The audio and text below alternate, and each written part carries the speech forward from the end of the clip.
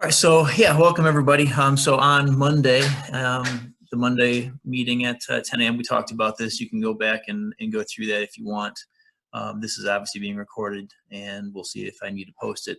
But in terms of RCS, the semester, grades, attendance, all that stuff, basically it is my responsibility as a teacher to keep track of attendance, keep track of who is being involved, not so that we can harass you into joining us, but mostly to see who are we missing and make sure everyone is okay. So if I haven't seen someone log in for 3 weeks, I know that something's going on. I can contact them and offer up help. So that's the number one intent behind taking attendance. It also gives us teachers and us as a district, it gives us evidence to show the state why we are promoting you to the next level, why we are assigning you credit versus no credit. So that's what the number one point behind having an attendance policy, pardon me, is. So for you, the student, to prove that you are, earning and have earned the right to have credit in physics, you just have to basically make sure that you are showing that you are still a part of the class and still learning. And so for this class, all you need to do is to keep up with the submitted activities that we do, and we do 2 of them, and if a third one pops up, I will make sure it is very obvious to you and all bowls that it's a requirement. Is the Google form questions that I ask you. I ask you at least 1 set of questions per week, sometimes 2 or 3. Getting those done during the week, including up into the weekend, whatever else, getting those done. There's your name, there's your hour, there's timestamp when you turned it in. That is proof that you were a part of physics this week. The second thing is going to be your UT assignments. It's pass, fail, it's credit, no credit. So by the most slimmest of margins or the most standard definition, 60% and above is passing. So a D- is passing. You don't get assigned a D-, it says passing, which means that the UT assignments, just get them done. And if it takes you 5 tries, that's passing. So those are 2 things, doing those each week and doing the UTs. If something isn't done, air quotes, on time, that's okay. Do them when you can. And what I'm going to do is I'm going to have a spreadsheet, our grade book essentially, through Synergy. Nothing is going to be weighted as a grade. So when you log in, it's going to say that your grade is not available or whatever. But there's going to be all the different assignments that I've assigned, and there's going to be a number that is associated with that in terms of a code. I haven't even thought about what the code's going to be. Maybe a 5 means that you turned it in on time and everything's right, and a 4 is you turned it in but some were wrong. I don't know. But basically, it's just going to be a chart for me to quickly at the end of the semester look to see, okay, what do we have here? And if you had a bad 2 weeks because your family was sick, and you look and say, hey, all right, these were turned in late, everything else was turned in on time, whatever. If something is more pressing for your family than doing physics, that's okay. Do it when you can. Keep me updated, with as much or as little information as you want. Everything between you and I is going to be confidential. So whether you guys are suffering from some corona-like illnesses, or whether someone has lost their job and the family's going through some tough times, whatever, tell me as much or as little as you want, and just let me know, hey, we're having a tough time. I will get to the physics in a couple weeks. Great. And if you don't tell me anything, okay, whatever. I'll be sending you emails and messages, seeing if you're okay and seeing if I can offer up any assistance in any way, shape, or form. So having said all of that, you will earn credit if everything is in on time and for the most part right. You'll get credit. You don't have to write me a paragraph telling me that you think you would deserve credit. You get it. If you have lots of things that are late, or you have a block of things that aren't completed or things like that, then you might be asked by, so that I can show my superiors, you might be asked to write a paragraph by me. And that'll just be, I missed 2 weeks because my family was sick or whatever else. And I really don't foresee anybody needing to do that unless someone just doesn't show up the entire 4th quarter. you're putting me in a hard spot to offer up promotion and credit for the class. So just make sure that you are doing everything you can simply to have evidence that you deserve to move forward. The Zoom meetings, I got them, Monday, Wednesday, and Friday, corresponding with first, fourth, and fifth hours. You can join any, all, none. Zoom is completely optional. So come or don't come. It's just a chance for you to have some FaceTime with me and ask questions if you need them. I'm not taking attendance off of the computer screen. That's just, it's there for you. Now, my personal opinion, you have a set of time carved out for fourth hour right now. Every Wednesday at 1 o'clock. I don't see why you wouldn't log in. That way I see your face, or at least your name. You can ask a question, whatever. I don't see, like I said, unless you have other outside of school things that are more pressing, I get it. But if nothing else is going on, there's no reason to not log in for 15 minutes and just to see if anything is going on. That's just my opinion.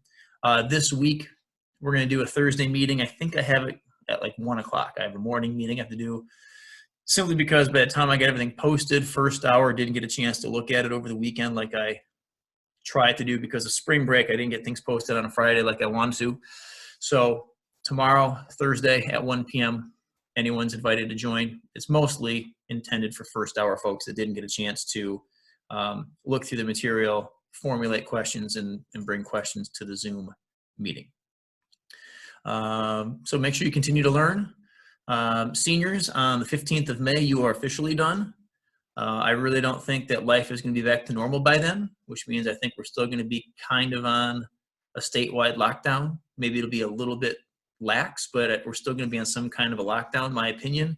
And so also my opinion, after the seniors are out, we still have, looks like 4 weeks of stuff remaining for the underclassmen.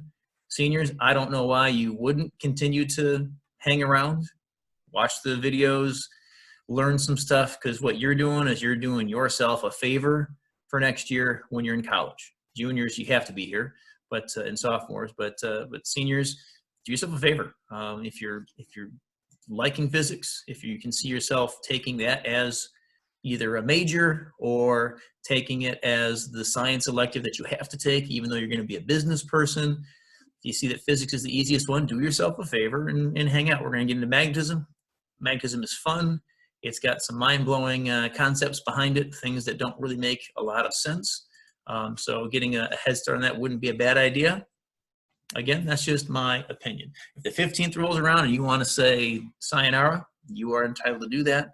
If you've got some more important things going on after the 15th, sure. I don't know, I'm just the kind of guy that says, hey, why not? There's nothing else to do. Might as well get a leg up on everything. So in terms of RCS, attendance, grading, just make sure you are doing those little assignments that I post. And if they're late, fine, do them late. That's fine. That's showing that you're putting in the effort and doing what you can. So if you have a bad week or bad 2 weeks for any reason, log on later and get them done. If a UT deadline comes, ask me to reopen it. The deadlines are required by the program. That's it. So I'll reopen them as many times as I have to for you. So don't worry about those. Don't worry about getting them wrong. Just show me that you're doing stuff. That way it makes it really easy in May and June for me to simply click yes, credit.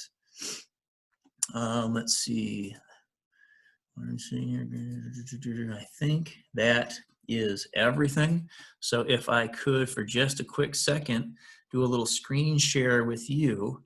So this right here is your classroom work page. And as you come down here, we're doing electrostatics. So we're on to week 3. So you see the 3 things there. Not every lesson, I call these lessons. So I got 3 lessons this week. Not every lesson has questions that go with it. For example, when I click on this last one, 3.3, this is us learning the newest material. And that new material is the equation. So as you see here, it says read through. I didn't think I needed to narrate. There didn't seem to be a lot of explanation. It's just a math equation. But you can obviously send me any questions you have. I have a ton of, hold on here. Don't do that. Don't do that. Come on. I have a ton of worksheets. So these are the notes. I got worksheet 3, with a solution, worksheet 4 with a solution, worksheet 5 with a solution. So look at them, try a couple, try all of them, see how you're doing. The only thing that's going to be actually turned into me that, that's going to be as part of our evidence, I'm not going to call it grading, I'm going to call it evidence. The thing that's going to be turned in for evidence is going to be UT 13. And next week, we'll finish up all the material for that particular online. So if you get to something that you don't recognize this week, skip it. We'll get to it. But a lot of mathematical questions. There are a few conceptual multiple choice questions that you probably already saw in the previous online. This one here is going to have a lot of math, though. Any electric field questions or whatever else, I would suggest skipping those for now. You get 7 tries on everything. That is a free response question. If you get to 5 and haven't answered it, stop. Don't go to 6, don't go to 7, don't use up all of your answers until you get a chance to talk to me. Once you talk to me, oh, that's how you do it. That gives you 1 try to get it right. And if, oh, I forgot, stupid math error, to me, 2 tries after getting help from me seems like a smart idea. So anyways, you can start working on that. So what you have is new equation, putting the math to use, some practice down here, and then your UT, which is going to be due, in June, by June. The other 2 is finishing up the concepts. So you got the electroscope, and you'll notice, answer the questions in Google form. So right there, that is part of your attendance, part of your evidence. The next one, the ElectroForest lab. Right here, answer the questions Google Forms. That is your evidence, that is your attendance for the week. So those 2 things right there. I'm going to perform the lab today, make a video, so if you didn't get a chance to do it because you don't have the proper materials, don't worry about it, sit tight and I'll get that for you. And obviously if you can get that done by the end of the weekend, that's what we're looking for. So so next week is going to be week 4, so I don't know how many different lessons I'm going to have, but they'll be labeled as 4-1, 4-2, 4-3, 4-4, whatever I have for you. And just make sure you're paying attention to what's going on. Send me questions to remind. That's the best way to get a hold of me immediately. I did get Google Classroom as an app on my phone. I don't know how good the notification system is, so if you were to post something on the stream, I don't know if it tells me that or not. Whereas a remind comes right to my phone. I get an update, I get a notification that you're talking to me, and that's still going to be the best way. All right, so with all that, that is how attendance, grading / evidence, that's how it's all going to work out. And I want to say that's about it. So I've got a video that's going to be posted by this evening. That's my intention to show you the lab in case you didn't get a chance to do it yourself, or in case you did do it and you want to see someone else do it or whatever else. And then at the end of the week, like I always do, I will have solutions posted through video to the Google questions. I'll have that posted to start next week. So you want to make sure you get in the habit of submitting answers before I do that, because at the end of the semester, if someone says, hey, why are all their submissions after you showed them all the answers? I'm just going to do one of these and I don't know. So make sure you try and get those in. You can submit as many times as you want. Submit early, find that you did 1 question wrong, and resubmit that 1 question. Every submission you put in is going to have your name, and it's going to be timestamped. So I can see, oh, they tried something right away. It looks like at the end of the week they tried something new and they put in a different answer for question 5. So submit as many times as you want. Only correct things you think need correcting, and basically just show evidence to anybody. I'm not really the person that needs convincing. Anyone that might be my boss, anyone that might be looking over our shoulder, whether it's from Adams, whether it's from RCS, whether it's from the state saying, hey, why does this person get credit? Make sure you make it clear and obvious that you deserve credit. You don't need to convince me. You got to convince people that don't know who you are, people that have never even met you. Make sure that they can look at that objectively and say, yep, for sure, this person gets credit. So with all of that, that was all the information I wanted to get to you. Pardon me. If you have any questions, you can put them on the chat. board right now, you can unmute yourself. It can be questions about RCS, it can be a question about physics, it can be a question about anything. Anyone that's doing AP Physics next year, you're going to be with me right now until June. You'll get everything you need in AP Physics next year. I know the guy that teaches it, so I know what you have and what you have not done. And quite frankly, you're going to be in perfect shape, because what we're going to be doing in this end of this year will set you up perfectly for next year for AP Physics with me, so you don't need to worry about that in terms of being prepared and being ready. So with that, if there's any questions, comments, needs, anything you need, anything you want, you can unmute yourself, you can put it on the chat, or if it's something you need that's more of a confidential one-on-one thing, feel free to send me a text or mine. Anything that involves physics, I can put your anonymous question out there to the masses and show an answer or whatever else. So anything that comes in through Remind is just you and me. But yeah, remember, every one of my Zoom meetings, I'll be on for 15 minutes. That way, in case you're running late, I won't leave without giving you a chance to log in from 1 until 1:15. And so, yeah, Thursday at 1, I'll post it to the stream, and I'll probably send you a reminder as well, so that you can join if you want. So if you have any questions on the electroscope or the Electroforce lab, you can come in on Thursday or Friday. I know Friday you have 5th hour time slot that you might have interference. Do your 5th hour. I'm not trying to steal you from your 5th hour. Just know that we're there if you need to come and get some extra help. But all my Zoom meetings are optional. All you're doing is answering the questions. That's showing me that you are involved. If you don't need my help for anything beyond what I'm doing, then you don't need my help. You're good. Don't feel the need to come here if you don't have the time. And if something else comes up that's more important than physics, I get it. Do that first.